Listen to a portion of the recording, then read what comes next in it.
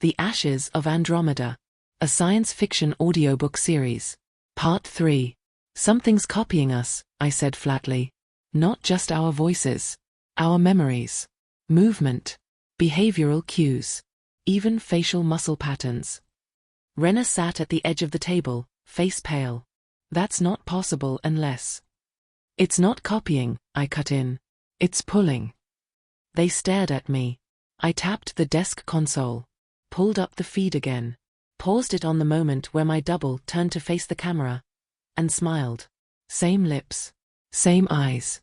But not my smile. We look for patterns to protect ourselves. That's what evolution does. It teaches the brain to predict the next moment before it happens. But when the pattern becomes you, and you're not in control of it, you stop being the observer. You become the anomaly. And I think that's exactly what the signal wants. You don't need to travel across the stars to feel lost.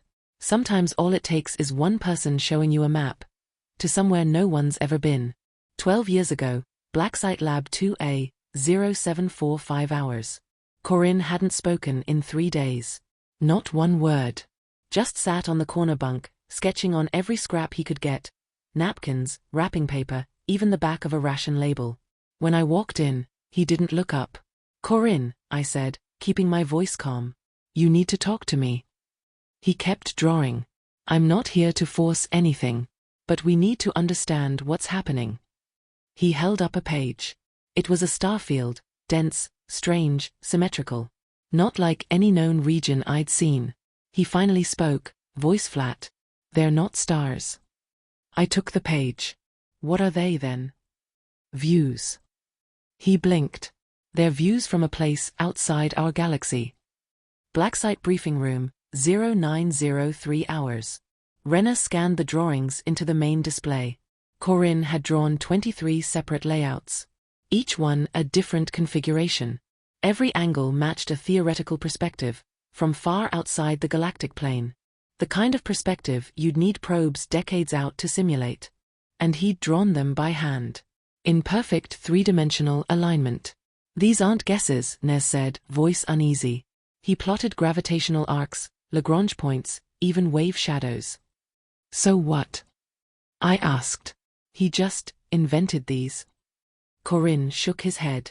I didn't create them, he said. I remembered them. Blacksite Quarantine Bay, 1020 hours. I sat with him alone, trying to stay grounded. How long have you been seeing this? I asked. He rubbed the side of his head. His fingers were stained with ink. Since the signal test. Maybe before. You said you didn't draw them alone. What does that mean? His voice cracked. There's something in the background when I sleep. It whispers coordinates. Not in words. In shape. In pattern. I stayed quiet. Every time I wake up, I know where they are, he whispered. I know where I'm not supposed to look. Direction isn't just about motion. It's about trust. Trust in your senses. In your understanding of up, down, past, and future. But what if the thing whispering to you knows more about your brain than you do? What if it teaches you how to see? From somewhere no human eye was meant to reach. And what if the map isn't just showing you the way? What if it's calling you home? There's a difference between looking at the stars and realizing they're looking back. 12 years ago, Blacksite Observatory Deck, 1125 hours. The long-range array wasn't meant for deep survey work. It was built for secure signal triangulation, fast, directional, discrete. But that morning, we aimed it out, way beyond standard scope, aligning it with the coordinates Corinne gave us. The moment we locked the array into position, the entire station trembled. Not physically, nothing moved. But we felt it. A pressure. Like the silence between heartbeats when you know something's off. Nez pulled back from the console, blinking hard. That's not background radiation. Define not, I said. She pointed at the screen. There's a pulse coming through the field. Repeating every 11.2 seconds. She stopped. It's what? It's adjusting itself. Data room, 1210 hours. Rena pulled up the raw telemetry. Her hands were shaking slightly. Every time we scan, the signal shifts, she said. Not randomly. Not distortion. It's responding. You mean it's aware of the scans? She nodded.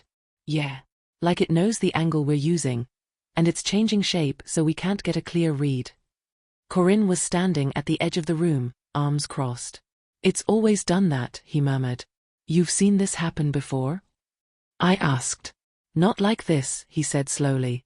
Before it just echoed. Now it's echoing us. Observation deck, 1,245 hours. We sat there, the three of us, me, Nez, and Corinne, staring at the main feed. Out past the rim, in a dark sector with no known colonies or beacons, something pulsed. Not bright. Not fast. Just steady. Like a heartbeat buried in the cosmic static. How far is it? I asked. Too far to guess right now, Nez said. But not infinite. Corinne added quietly, and not empty. I looked at him. What do you mean? It's not just watching, he said. It's remembering. You grow up thinking space is silent. But silence isn't absence. Silence is waiting.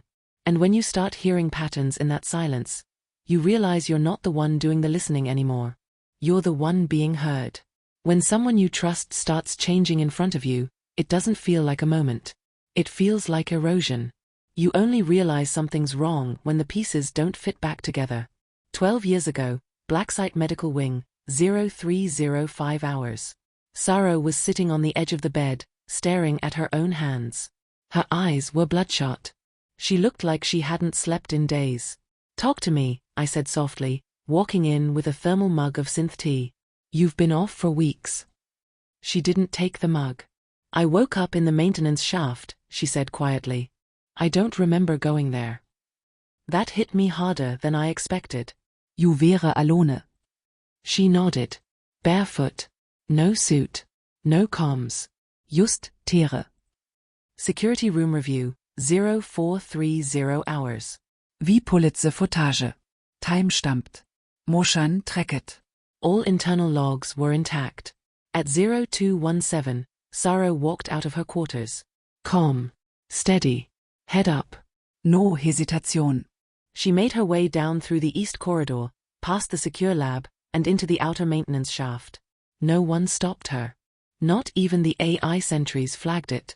But here's what made my stomach knot. At 0218, another Saro walked past the camera in the opposite direction, heading back toward the core systems. Same gait. Same face. Same Uniform.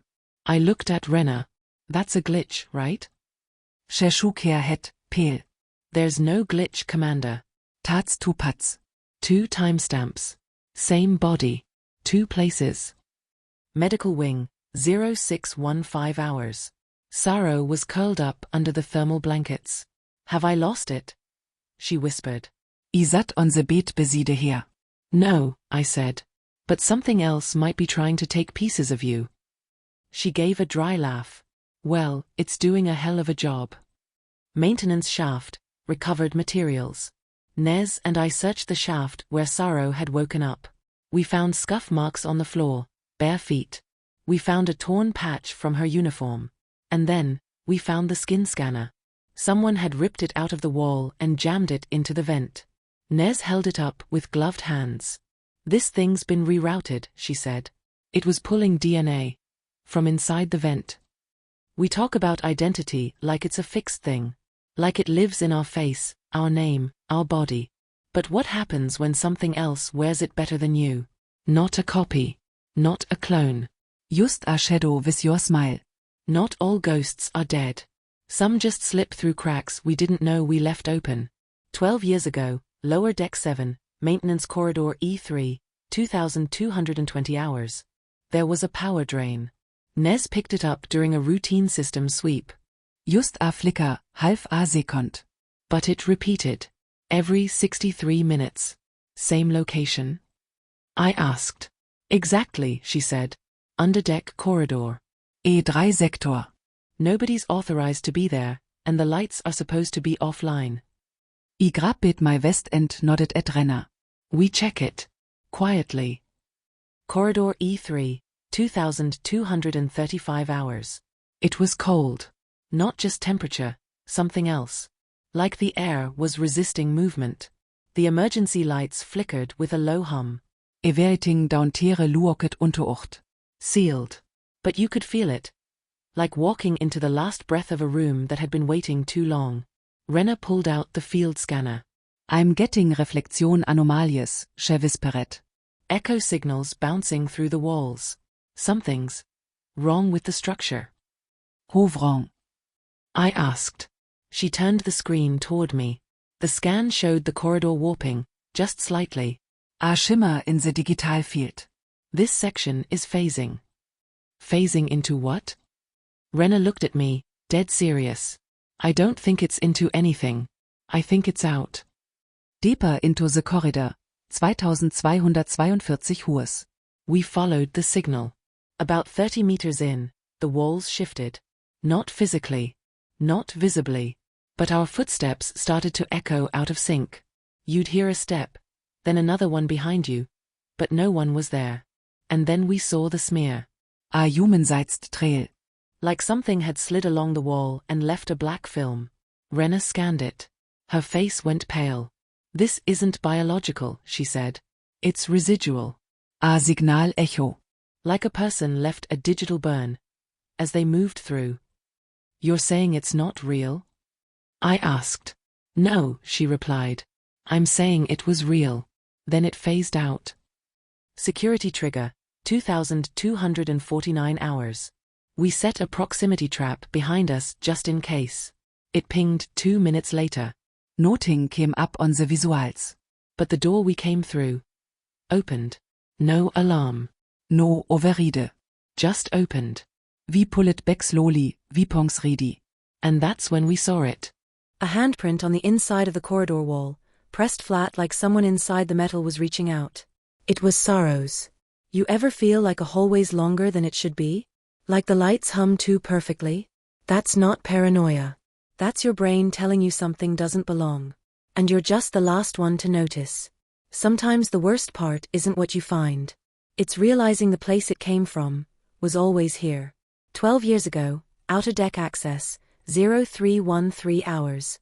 Sarah was found face down outside a wall panel that hadn't opened in years.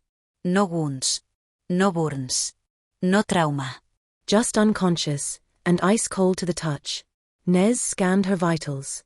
Breathing's shallow. Brain activities slow but stable. It's like deep stasis. Artificial. Renna looked at the panel beside her. There's no door here, she muttered. There is now, I said, pointing at the seam that hadn't been there yesterday. We manually pried it open. Behind it was a short passageway, and a sealed chamber we didn't build. Inside the chamber, 0326 hours. We called it the bloodless room because it felt like nothing living had ever been there. The walls were sterile gray. No markings. No tools. No air vents. The oxygen dropped the moment we stepped in. Had to wear masks. But there were signs of something. Tiny scratches in the floor, like claws. Thin strands of what looked like synthetic hair. And on the far side, burned into the metal, a symbol none of us could read. Like a circle broken in two, with lines that bent like branches. It glowed faintly, not from any power source, but like it remembered light. Renna whispered, almost to herself. We're not alone on this station. Recovery Bay, 0430 hours. Sarah woke up, confused. Did I leave again? She asked. You don't remember the door? I asked gently. She blinked. What door? The one you were lying in front of. I wasn't there. I was in the corridor again. E3. There was something watching me from the walls. I felt it breathing behind me, but it never moved. Her hands were shaking. It wasn't wearing a face.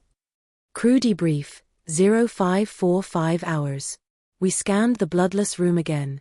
Still no oxygen. No signal. The logs showed the chamber had existed in the base schematics from day one, but under a different label. Facility storage / protocol echo / do not open. Nez pulled up the records. Who wrote this tag? I asked. She looked at me. It was you. My heart stopped. No, it wasn't. She turned the screen toward me.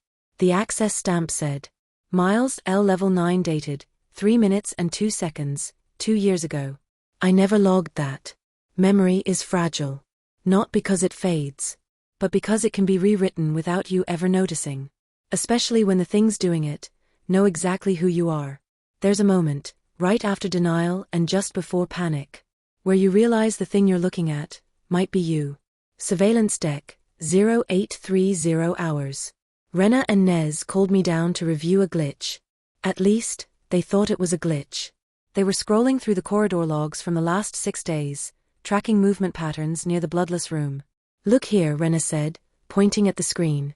The footage showed Sarah walking down Deck 4 at 0313, same time we'd found her collapsed on the other side of the station. Then it showed her again, Deck 5, 5 minutes later. And again, 2 decks up, at 0320, opening a maintenance hatch. All can't be her, I muttered. Nez cross-checked the bio-IDs. They were close. Almost identical, but not perfect. These aren't doppelgangers, she said. They're clones. Off by maybe 1.2% in cell structure. But still sorrow. Which means what? I asked. Rena looked at me with a calm, cold edge. Means something's copying us. Imperfectly. And they're walking around this station. Crew quarters, 0935 hours. We ran a full biometric sweep. Everyone scanned clean, except for one blip. Security specialist, Janice Teff. Teff was always quiet. Solid guy. Former lunar recon. Not the type to crack under stress. But when we pulled him in, he didn't blink. You think I'm not me? He asked, flat-toned. We're just checking anomalies, I said. Your ID is off by 0.7%. He leaned forward, eyes steady. So you're saying I'm close. Close enough to pass. Just not quite Lira's Teff. What does that mean? I asked. He smiled, just barely.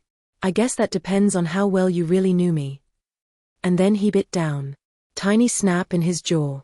A black smear leaked from the side of his mouth. Then he collapsed, dead before he hit the floor. Rena knelt beside him, shocked. That was a kill switch, she said. Built into the moot.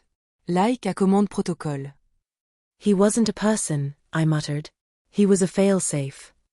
Command deck, 1042 hours. We locate down all non-essential corridor. Issued voice-off scans at every entrance. Still, the crew was shaken. People started looking at each other differently. Like étranger.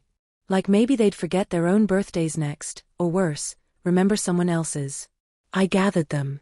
We don't know how many of these things are walking around. We only know they copy what they see. That means the less we move, the less they learn. Keep rotations tight. Stay with your assigned units. No solo patrol. No exception. Nez raised her hand. What about Sorrow? She asked. I looked at the young woman who'd been watching us silently from the corner. She didn't flinch. She didn't speak. She just stared. And for a moment, I wasn't sure if she was still ours. You ever see your reflection blink before you do? Then you realize it's not a mirror. It's a window. And something else on the other side, waiting for you to believe it. You don't really know fear until the map says there's no floor beneath you. But your boots say otherwise. Maintenance lift, 0200 hours. The floor didn't exist in the schematics. Deck 14 was supposed to be the bottom, utility tanks, empty crawl space, sealed foundation. But a low-band signal was pinging beneath it, repeating every 17 seconds. 4 crew members verified it. So we took the old cargo lift down past 14. The lights flickered. Then stayed off. The panel didn't show a number. Only a word. Imprint. The hidden floor, 0206 hours. The air felt damp. Not wet, damp with something breathing it before us. Walls were unfinished metal, bone white and reflective. Like someone had tried to recreate the look of our upper decks, but didn't understand what the colors were for. We moved in formation. Slow. Quiet. And then we saw them. Dozens of pods. Lined like lockers. Inside each one, us. Or versions of us. Sleeping. Watching. Half-formed. Sarah let out a soft gasp. That one's me. Rena pointed. And that's Nez. But Nez was right next to her, scanning them already. They're not perfect, she said. Wrong posture, wrong heartbeat, eye micromovements are off. But they're learning. Adjusting. Getting closer. Point. I asked the one question we hadn't said out loud yet. Why? Observation room, 0218 hours. We found the source of the signal behind a sealed panel. It was a terminal, ancient, but still active. Language was alien. Not any of the common Terran or allied dialects. But the syntax felt studied. Built from fragments. One line translated with pattern matching. It said, Seedling nest, phase 3. Approximation. Nez translated more. Approximation of behavior complete. Emotional mirroring underway. Deployment awaiting imprint host. Imprint host, I repeated. Rena's voice went cold. Us. They need us, to finish copying. To be let out. Back in the lift, 0232 hours. We torched the terminal. We sealed the floor. Hard-coded the lock with a biometric triple check. But as we ascended, I caught my reflection in the elevator wall. And for a split second, it didn't move when I did. Then it smiled. This floor wasn't a place. It was a rehearsal. Not for war. Not for peace. But for replacement. You can take a man's face. You can take his uniform. But when you start taking his thoughts, that's when the war stops being about bullets. And starts being about identity. Medical Bay, 0600 hours. Sorrow was the first to show symptoms. Not fear. Not panic. But calm. Too calm. She sat in the med chair, hands folded in her lap, voice steady as ice. Commander, I think I'm dreaming wrong. Nez turned to me, confused. Dreaming wrong? I asked. Sorrow nodded. I don't remember dreaming as Sorrow. I remember dreaming as someone named Lynn, 24. She cleans floors. She eats protein paste. She never blinks unless told. Rena raised an eyebrow. A dream. No, Sorrow said. A memory. But it wasn't mine. She paused. It was waiting. Like a backup file. And last night, it booted. Briefing room, 0715 hours. We scanned her cortex. All the usual neural signatures were there, but layered with a subtle second pattern. It was too clean. Too regular. Like music played by a machine trying to sound human. She's being overwritten, Nez said quietly. Not physically. Neurologically. Her mind is blending with a replica's behavioral map. How? I asked. She hasn't been down to the imitation floor since we locked it.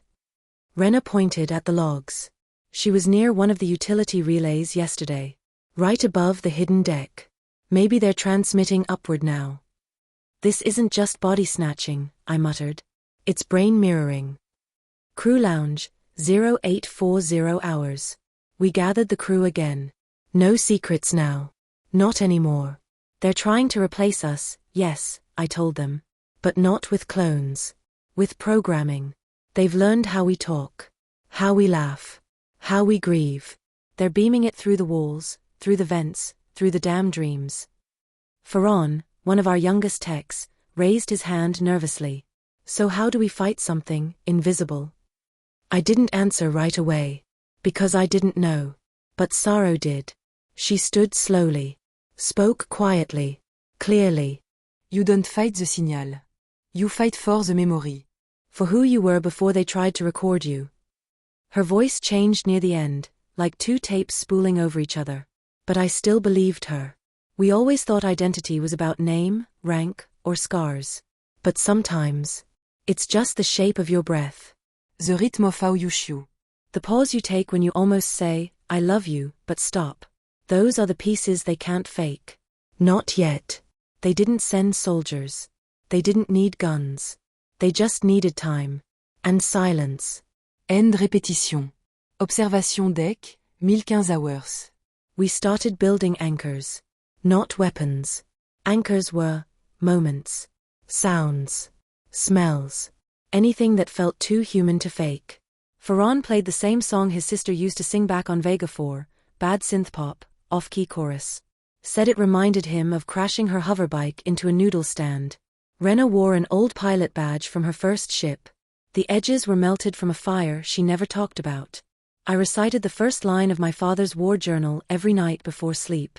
You survive by remembering who you are on the worst day of your life.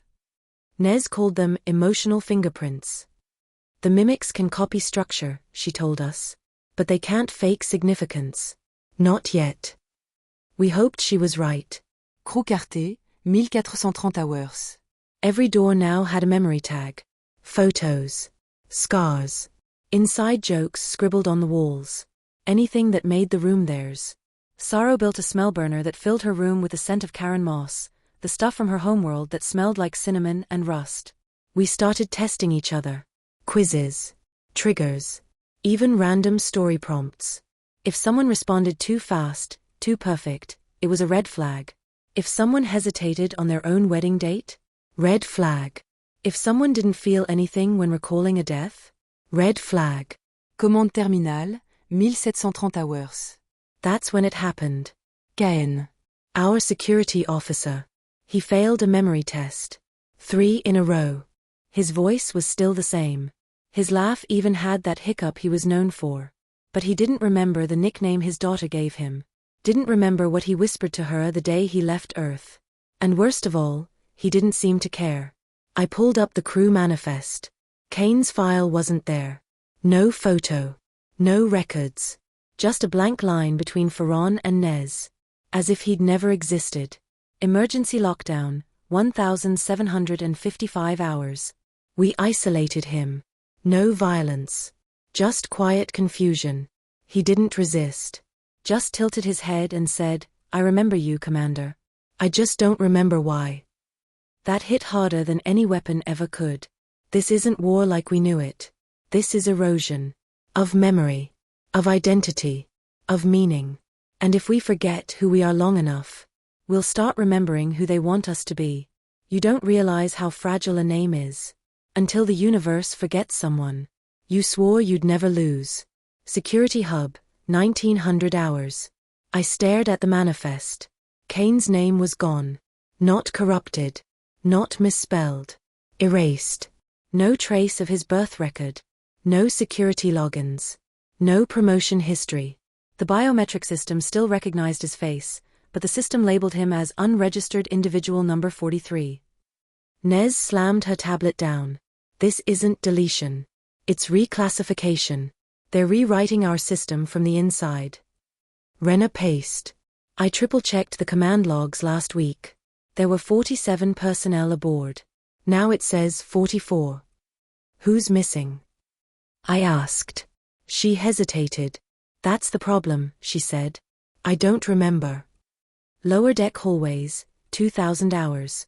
Ferron ran a pattern trace. We followed the crew manifest backward using backups, old files, logs, visual records. One name came up. Arlen Cato, Ferron muttered, eyes wide. He was our communications relay tech. Brown hair. Always wore that damn synth jacket with the orange collar. I remember him. Sorrow gasped. He made up that dumb game, Dead Grid, the one where we had to spot broken panels before the AI did. We all remembered. But he wasn't there anymore. No locker. No bank. No logs. Like someone ran a memory wipe not just on the ship, but on us. Medbay, 2115 hours. We started calling them ghost slots. People who existed, until they didn't. Memories with nowhere to anchor. We catalogued 5 missing. Kane. Arlen. 2 junior engineers whose faces we could describe but whose names were already fading. And a woman Ferron swore was his old bunkmate, who left little pink stickers everywhere with bad puns. We only found one of the stickers. It said, "Space you later." Rena touched it like it was glass. "They're not just taking us," she whispered. "They're training us to forget we ever mattered." Command deck, 2240 hours. I made an announcement. No sugarcoating. No drama. Something aboard this ship is rewriting us. And it's doing it one name at a time. If you feel off, tell someone. If you forget a face, write it down. We fight by remembering. That's how we survive. I looked out at them. Some nodded. Some cried. Some just stared at the floor, like they were already wondering if they'd be next. I used to think war was about what you could lose. But this war's about what you'll never know you had. Because if they win, you won't even remember losing. We started recording ourselves. Not just to document what was happening, but to remember who we were before the forgetting set in. You'd think a recording would be enough. A solid voice. A clear memory. But even sound can lie. Echo Chamber 1, 0745 hours. We called them echo rooms. Repurposed maintenance closets, storage bays, deactivated pods. Anything we could seal, light up, and control. Inside, each person got 10 minutes. 10 minutes to speak without filters, without pressure. 10 minutes to say who they were, what they feared, what they loved, what they needed to remember if everything else vanished. Nez's entry. I'm Nezarikel. I was born in the shadow of the Shatterlight core. I like black tea, fast math, and loud music that makes no sense. I have a burn on my left thigh from a fuel cell. Don't trust anyone who tells you that scar isn't real. Pharaons. Pharaon Olos. I snore like a dead thruster and cry when I watch old pre-war romance holos. My dad was a miner on Callan Ridge. My first kiss was during a reactor drill. If I forget that, then I'm already dead. Mine. I just said. Lira Myles. Commander. Human. Not letting this ship fall apart. Not again. Crew Deck A, 0920 hours. We catalogued every entry. Organized them by date, voiceprint, emotional markers. Stored them in a closed system. Air-gapped. Offline. We even printed hard copies. But on the third morning, Rena found something wrong. One of the echo logs had changed. It was hers. Review terminal, 0947 hours. I sat down beside her and hit play. The voice was hers, but comma. Cleaner. This is Rena Vale. Pilot. No family. No attachments. I serve the mission. Nothing else matters. She shook her head violently. That's not what I said, she muttered. That's not me. We pulled the original file from backup. Same file name. Same timestamp. But different voice inflection, different phrasing. The system had two versions. Both hers. Both authenticated. Echo Chamber 2, 1145 hours. We tested a few more. At least 6 echo files had subtle differences. Small word changes. Different tone. Changed details. In Pharaon's, his first kiss became first fight. In Nez's, the burn scar was now on her right thigh. I checked mine. Still the same. But I couldn't tell if that made me feel safer, or just next. The worst part? We don't know if the changes were made by something outside. Or if they were made by us. Like we're being bent from the inside out. Pulled toward a version of ourselves that serves a different truth. And if the voice telling our story changes just a little each day, who's going to notice? When we're no longer the ones telling it. There are signals you plan to send. Distress beacons. Mission updates. Then there are signals you don't remember making. Until someone plays them back. Data core sublevel, 0830 hours. Sorrow called me down to the core vault with a face like he'd seen a ghost crawl out of the wall. He didn't say anything. Just handed me a headset. Play it, he said quietly. You need to hear it for yourself. I did. It was my voice. It started like a debrief log, calm and structured. This is Commander Lira Myles, Archvector designation. Mission compromise, confirmed. Experiment 4X failed containment. Recommend shutdown of neural cascade relay and full memory quarantine. But I never recorded that. There was no experiment 4X. No cascade relay. No Archvector protocol. Not in our mission. I stopped the recording halfway through, pulled the headset off. Where the hell did you find that? I asked. Sorrow didn't blink. Buried in the lowest level of the archival matrix. Locked behind a triple auth key. One of the usernames was yours. The other two don't exist in our personnel logs. Command deck, 1030 hours. Rena ran the metadata. Date stamp, 4 weeks before launch. Which was impossible. We weren't even assigned to this ship back then. And yet the voice was undeniably mine. My breathing, my pacing, my tone when I get scared but try to sound calm. Ferran played it again and zoomed in on the background noise. There was something under my voice. A hum. A rhythm. He filtered the waveform. It was Morse code. 3 words. You forgot already. Briefing room, 1230 hours. We played the file on the holodeck. Slowed it. Isolated layers. Kane's voice showed up halfway through. Not from the present. From before he was erased. We bury the signal in her own clearance stack. They'll never think to look in her file tree. Then static. Then a whisper. If she forgets this, we're already lost. It wasn't a warning we were meant to find now. It was a reminder we planted back when we still had time to plan. Which means one thing. We knew this was coming. And we tried to stop it. But the memory of that attempt was erased. So now we're chasing echoes of a plan we once believed in. From people we can't remember being. It wasn't a voice. It wasn't a person. It was just there. Watching. Recording. For how long, we still don't know. Systems Bay Delta, 0900 hours. Sorrow led us through the lower decks into a crawlspace between hull segments. The panel was unmarked. No nautax. No wiring guide. Just a pressure-sealed door that shouldn't have existed. This isn't in the schematics, I said, crouched beside him. He nodded without looking up. Because someone made sure it wouldn't be. The panel opened with 3 commands, one from me, one from Rena and one from Kane's old clearance, which Ferran had to spoof. Inside was a single black terminal, humming softly. No input ports. No labels. Just a pulsing blued in the center of the screen. Command interface, 0932 hours. We connected it to a clean feed. Ferran mapped the data tree. He found one main directory.